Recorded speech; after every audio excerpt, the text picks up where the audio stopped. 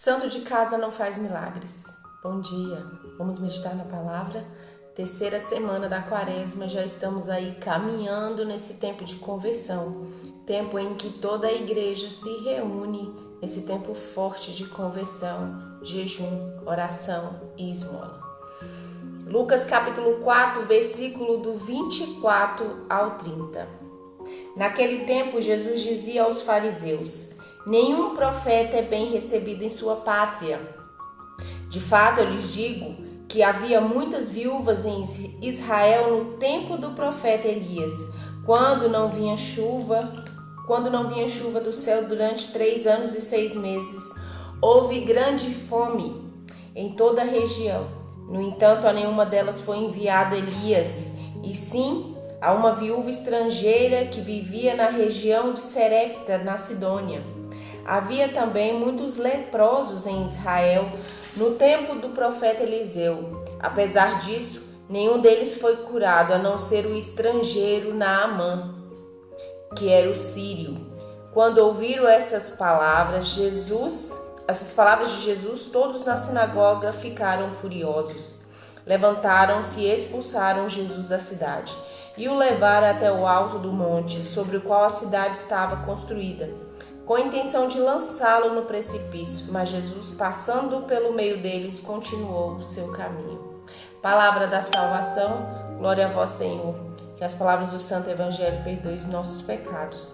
Inspirai, Senhor, as nossas ações e ajudai-nos a realizá-las, para que em vós comece e para que em vós termine tudo aquilo que fizermos, por Cristo, Senhor nosso. Amém. Meu irmão, minha irmã, santo de casa não faz milagre, mas fica feio não para o santo, mas sim para a casa que não acolheu aquele santo, porque o santo não deixa de ser santo, o profeta não deixa de ser profeta, né? E aqui Jesus fala disso, que ele não foi aceito, Jesus não foi acolhido na sua própria cidade, né? Lá em Nazaré. E quando Jesus diz da viúva e do leproso, Jesus chamou Nazaré e chamou aquele povo de leproso, de viúvas famintas, que mesmo precisando e necessitando do pão e da cura, rejeitaram Jesus. Porque eles diziam: mas não é esse o filho do carpinteiro? Não é esse que morava aqui conosco? Quem é ele para vir pregar e nos evangelizar, nos ensinar? Então, assim, a arrogância que existia no coração daquelas pessoas é a mesma que existe em nossos corações nos dias de hoje. Quantas vezes nós achamos que nós que nós merecemos algo melhor daquilo que nós temos? Quantas vezes alguém da nossa casa quer nos ensinar algo e nós dizemos as mesmas palavras que o povo de Nazaré dizia? Quem ele pensa que é? Agora que virou santinho, agora que está na igreja, agora. Então nós dizemos as mesmas coisas, reagimos do mesmo jeito que o povo de Nazaré reagiu com Jesus. Mas aí tem um detalhe muito importante. Jesus disse que Deus foi enviado para aquele povo, né? Jesus veio primeiro para o povo de Israel, para a sua descendência, para o seu povo, mas eles o rejeitaram. E Jesus curou e salvou quem? O estrangeiro, os pagãos. A viúva que era pagã foi curada porque ela aceitou a boa nova, ela aceitou. Então muitas vezes, meu irmão, minha irmã, você não vai fazer milagres dentro da sua casa, você não vai conseguir evangelizar os seus, porque eles vão dizer as mesmas coisas que os nazarenos disseram. Você vai evangelizar outras pessoas. Deixe que outras pessoas de fora evangelizem os que estão dentro da sua casa. Mas aqui nesse evangelho tem algo muito triste que aconteceu com aquele povo. Vamos grifar.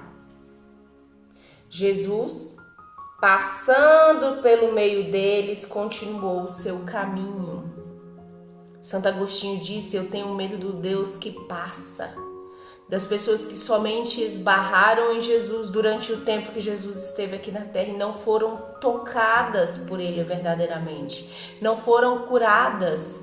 Jesus se manifesta o tempo todo a nós, através daqueles o qual ele escolheu para falar, para anunciar. e nós desprezamos. Nós, com a nossa arrogância no nosso coração, com o nosso preconceito, com a nossa autossuficiência, achamos que o outro não tem capacidade para nos dar ensinamentos, para evangelizar. E Jesus passa.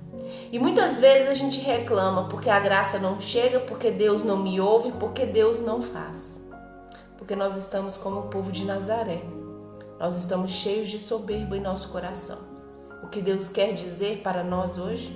Peçamos ao Espírito Santo a graça de cair de nós todas as máscaras, que todo sentimento de soberba, de preconceito, de autossuficiência caia por terra.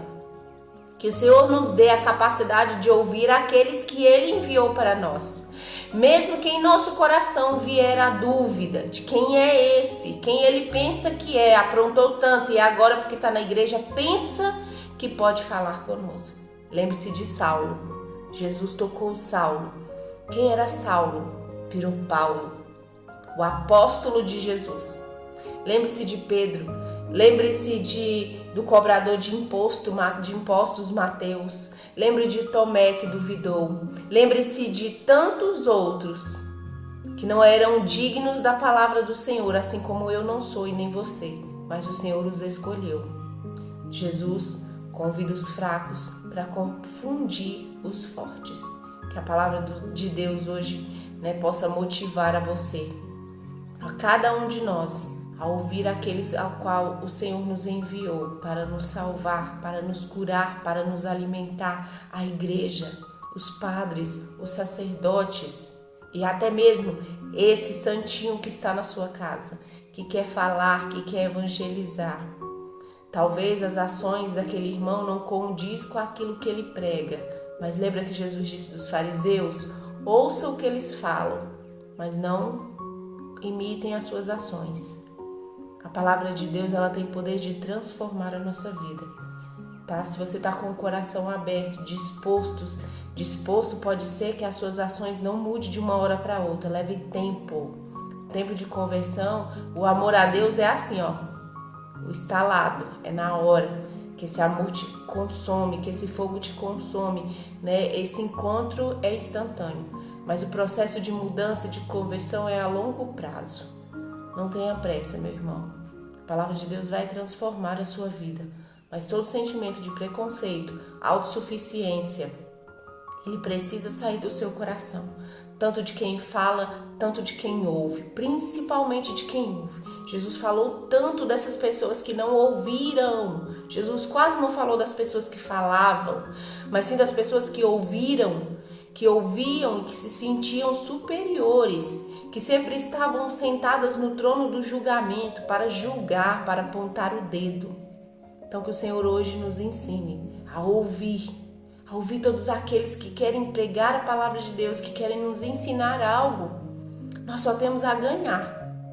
Sejamos também acolhedores da palavra do Senhor e não estejamos no lugar do povo de Nazaré, que quer jogar as pessoas no precipício, como quiseram fazer com Jesus. Tenha medo do Jesus que passa e não te toca, não te cura e não te alimenta. Que Deus abençoe a sua semana, o seu dia. Até mais.